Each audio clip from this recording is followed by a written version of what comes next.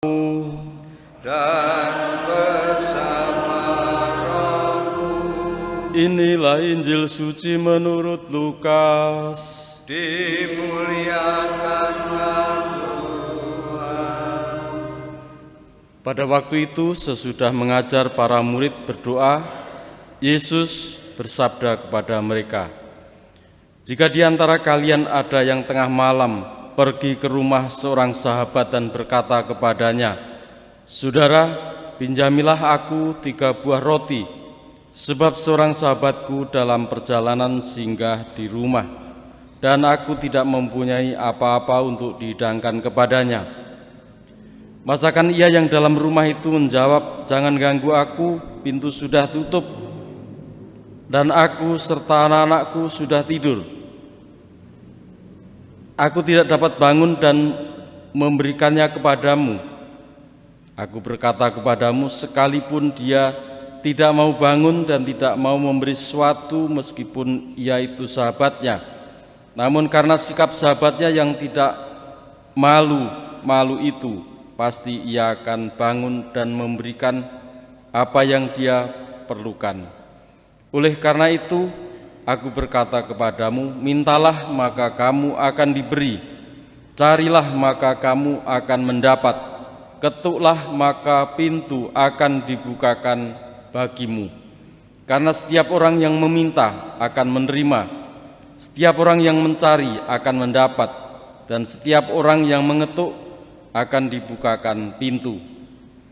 Bapa manakah di antara kalian yang memberi anaknya sebuah batu kalau anak itu minta roti? Atau seekor ular kalau anak itu minta ikan? Atau kalajengking kalau yang diminta telur?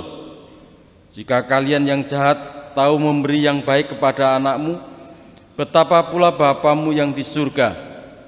Ia akan memberikan Roh Kudus kepada siapapun yang minta kepadanya." Demikianlah sabda Tuhan. Terpujilah Kristus. Roh Kudus menjadi bagian yang terpenting dalam perjalanan hidup kita. Dari semua apa yang kita butuhkan, dikatakan oleh Yesus akan dicukupi. Siapa mencari akan mendapat, ketuklah pintu akan dibuka, mintalah akan diberi. Dan digambarkan sebagaimana seorang bapak yang memberi kasih apapun yang diminta anaknya. Demikian pula ditutup kalimat ini dengan sabda Yesus, ia akan memberikan Roh Kudus kepada siapapun yang meminta kepadanya.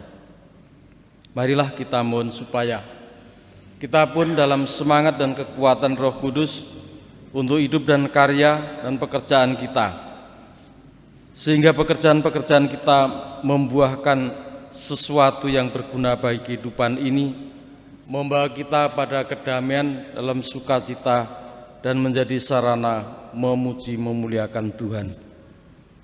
Kita mohon penyertaan Tuhan, mohon karunia Roh Kudus dalam kehidupan kita ini kini dan sepanjang masa.